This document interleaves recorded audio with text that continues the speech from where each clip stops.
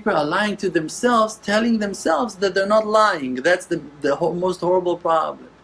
Making up stories to themselves like they're so good and so righteous and everything is perfect and no, I'm doing my best. And he's so used to those mantras, to just saying those words over and over, that he thinks that he's really okay. But life is rebuking you. Life is breaking you to pieces. Life breaks me to pieces. That I will do what with that? Except of tshuva. Except of coming back to Hashem and asking Him, why should I suffer? And why am I going through those kind of pains? And why my children I keep on fighting? And why I couldn't find that house? I'm talking about myself. Why am I going through that sorrow? Why I need to suffer so much? Why? And when you ask from your heart, Hashem accepts that prayer, and He will answer. Because Hashem is close to everyone that will call Him with truth. So when you have a real pain, and you use that pain to come closer to Hashem, that is a real prayer that will be answered.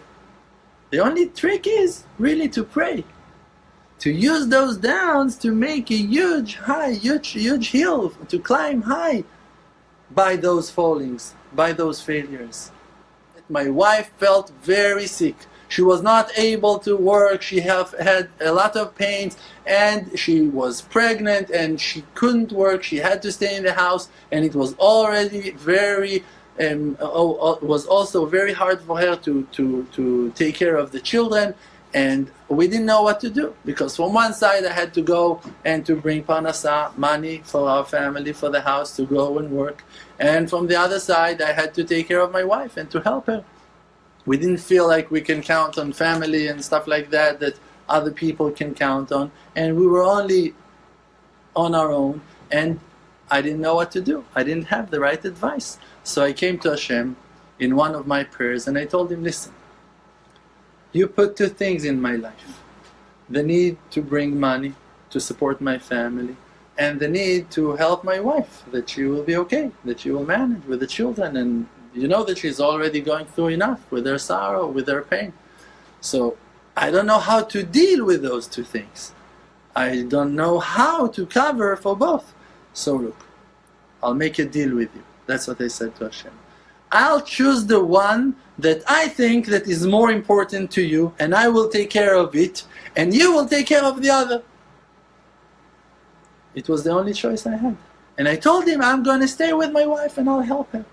And I stopped working and I stayed every day from the morning till the night in the house with her, helping her, taking care of the children. And I promise to you that I didn't lack of one penny to cover my bills and all of my expenses. And I had so many miracles like those. And people are asking me, where did you do that Hitbodedut? Where was that tree that you were shaking to bring that bounty from?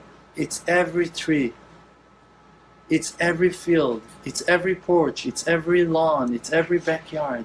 It's in your living room, because it's in your mouth and in your heart to keep and to do.